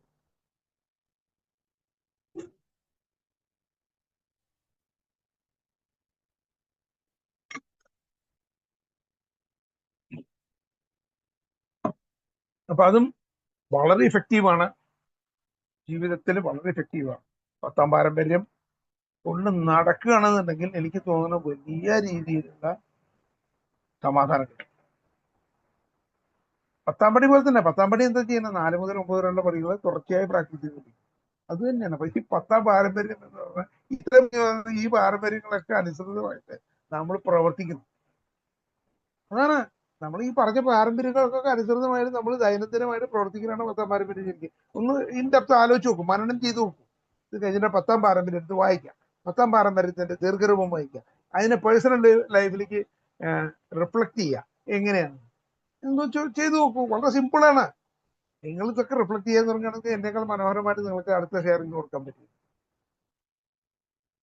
ഓക്കെ, റിഫ്ലക്ട് ചെയ്യണം നമ്മൾ, അല്ലാണ്ട് കാര്യമില്ല. ഇനി 11ഉം 12ഉം അനോണിമിറ്റി ട്രഡിഷൻസ് ആണ്. ഹ്യൂമിലിറ്റി അറ്റ് വർക്ക് എന്നാണ് എന്താ പറയാ ഡബ്ല്യു പറഞ്ഞത്. വിനയം പ്രവർത്തിക്കുന്ന, സ്വജീവിതത്തിൽ പ്രവർത്തിക്കുന്ന. കറക്റ്റ് അല്ല രണ്ടും. ഒന്ന് എന്താണ്? ഒന്ന് അറ്റ് ദ പബ്ലിക് ലെവൽ, ഒന്ന് at the personal level. Public ലെവലിൽ ഞാൻ എന്റെ പൊങ്ങച്ചവും എന്റെ ഇതൊന്നും കാണിച്ചു നടക്കേണ്ട കാര്യമില്ല. എന്റെ പ്രസിദ്ധിയല്ല മെയിൻ കാര്യം. ഞാൻ ചെയ്യണത് എന്തോ അതാണ്. എനിക്ക് ചെയ്യാനേ അവകാശമുള്ളൂ. 3ാം പടിയിൽ വളരെ കൃത്യമായിട്ട് പറഞ്ഞിട്ടുണ്ട്, ഹി ഈസ് ദ ഡയറക്ടർ. ഇല്ലേ, പറഞ്ഞിട്ടില്ലേ? അദ്ദേഹമാണ് മലയാളത്തിൽ പറഞ്ഞത്. അദ്ദേഹമാണ് മുതലാളി, ഞാൻ അദ്ദേഹത്തിന്റെ ഏജന്റ് മാത്രം. അദ്ദേഹമാണ് പിതാവ്, നിങ്ങൾ അദ്ദേഹത്തിന്റെ മക്കളും. അങ്ങനെ സർവശക്തനായ ഒരാളുടെ ഒരു ടൂളായിട്ടാണ് ഞാൻ പ്രവർത്തിക്കുന്നത് എന്നുള്ള ബോധ്യമുണ്ടെങ്കിൽ എനിക്കെന്ത് പ്രസിദ്ധി, എനിക്കെന്ത് പ്രശസ്തി, എനിക്കെന്ത് പരിഗണന, എന്തൊരാവശ്യം? ഞാൻ ഈശ്വരന്റെ ഒരു ഉപകരണമായിട്ട് പ്രവർത്തിക്കുന്നു, അത്രയല്ലേ ഉള്ളൂ. അപ്പൊ ഞാൻ സമൂഹത്തിലോ ഒരു സംവിധാനത്തിലോ ആണെന്നുണ്ടെങ്കിൽ ആ സംവിധാനത്തിൽ വർക്ക് ചെയ്യണമെന്നുണ്ടെങ്കിൽ ഞാൻ സംവിധാനത്തിന്റെ വെറും ഒരു പ്രതിനിധി മാത്രമാണ്. ഞാൻ സമൂഹത്തിൽ ഞാൻ ഒരു അംഗം മാത്രമാണ്. എൻ്റെ കുടുംബത്തില് ഞാൻ ഒരു കുടുംബാംഗം മാത്രമാണ് എന്നുള്ള രീതിയിൽ എനിക്ക് ചിന്തിക്കാൻ കഴിഞ്ഞു കഴിഞ്ഞാൽ എനിക്ക് വീണ്ടും അവിടെ സമത്വമാണ് വരണം. ആ സമത്വം വരുമ്പോ സ്വാതന്ത്ര്യം വരും.